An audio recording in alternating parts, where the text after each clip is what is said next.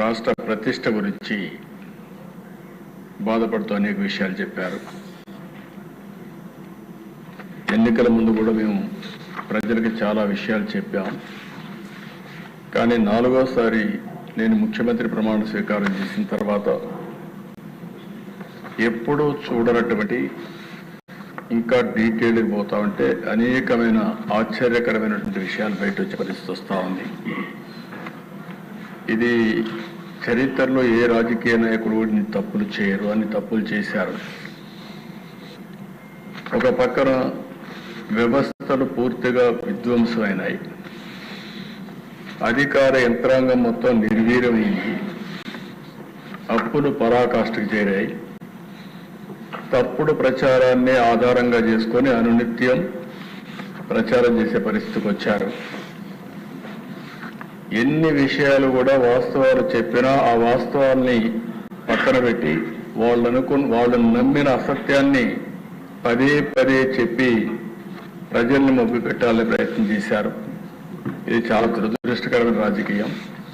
నేను చాలామంది చూశాను, కానీ ఇంత బరిదెగించి తప్పులు చేసి ఆ తప్పులను కూడా ఒప్పులుగా చిత్రీకరించడానికి ప్రజల దగ్గర తీసుకుపోవడం అనేది ఒక విచిత్రమైన పరిస్థితి. 45 ఏళ్ళు నేను ఎక్కడ చూడలేదు, ఇలాంటి జరుగుతుందని కూడా ఊహించలేదు. అలాంటి పరిణామాలు జరుగుతున్నాయి. అయితే ఈ ప్రభుత్వం ఒక స్పష్టమైన హామీ ప్రజలకు ఇచ్చాం. ప్రజలు గెలవాలి. ప్రజలు గెలవాలి అంటే ఎన్డీఏ కూటమి అధికారులకు రావాలి. ప్రజలు చాలా స్పష్టంగా మ్యాండేట్ ఇచ్చారు.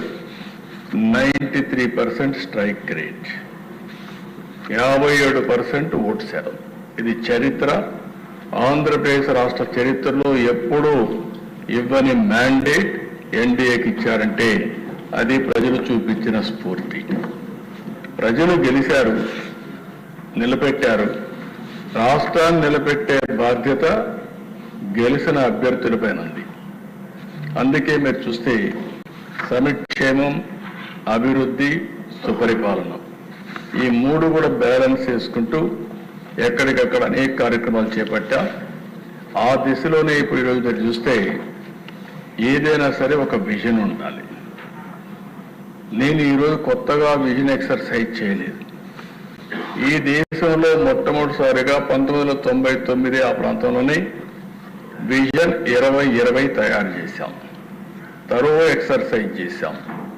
అప్పట్లోనే ప్రపంచంలోనే పేరుండే ఒక మేనేజ్మెంట్ కన్సల్టెన్సీకి అప్పచెప్పి విజన్ అంటే ఎట్లుండాలి, ఏ విధంగా నిర్దిష్టమైన లక్ష్యాలను పెట్టుకోవాలి, ఏ విధంగా ముందుకు పోవాలి, 20 ఏళ్ళ తర్వాత ఈ రాష్ట్రం ఎట్లుంటుంది, దానికి ప్రతి 5 సంవత్సరాలకు ఒకసారి బ్యాక్వర్డ్ ఇంటిగ్రేషన్ కింద ఏ విధంగా పనిచేయాలి, మళ్ళీ 5 ఏళ్ళకు ఒకసారి ఎవ్రీ ఇయర్ బడ్జెట్ పెట్టుకుంటాం, బడ్జెట్ ప్రాధాన్యతలు ఎట్లుండాలి, పాలసీలు ఏ విధంగా ఉండాలి, ఇవన్నీ వర్కౌట్ చేసి ఆ రోజు విజన్ 2020 ఇస్తే చాలామంది ఆ రోజు కూడా 95లో నేను ముఖ్యమంత్రి అయినప్పుడు డబ్బులు లేవు, 3 నెలలు జీతాలు ఇవ్వలేదు.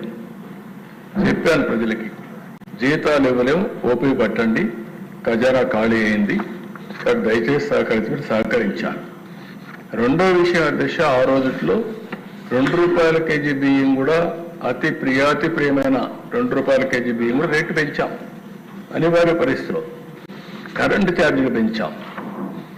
పెంచిన తర్వాత ప్రజలకు చెబితే ప్రజలు అర్థం చేసుకొని సహకరించారు.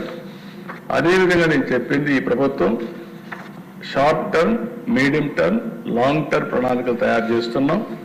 ఇది మీ భవిష్యత్తుకు, మీ పిల్లల భవిష్యత్తు కంటే నమ్మారు. నమ్మిన తర్వాత మీరు చూస్తే అధ్యక్ష, దాని ప్రూఫ్ ఆఫ్ కాన్సెప్ట్ ఈరోజు హైదరాబాద్ నాలెడ్జ్ ఎకానమీకి చిరునామా.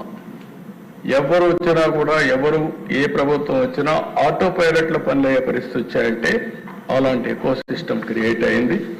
ఈరోజు నేను ప్రవేశపెట్టే స్వర్ణాంధ్ర 2047 కూడా ఈ రోజే కాదు, దీన్ని కరెక్ట్గా ఫౌండేషన్ మనం వేసుకోగలిగితే తర్వాత ఎవరైనా సరే ఇర్రివర్సిబుల్ గా ముందుకు పోయే విధంగా ఈ రోజు ఫౌండేషన్ వేస్తున్నామని చెప్పి కూడా నేను మీకు తెలియజేస్తున్నాను.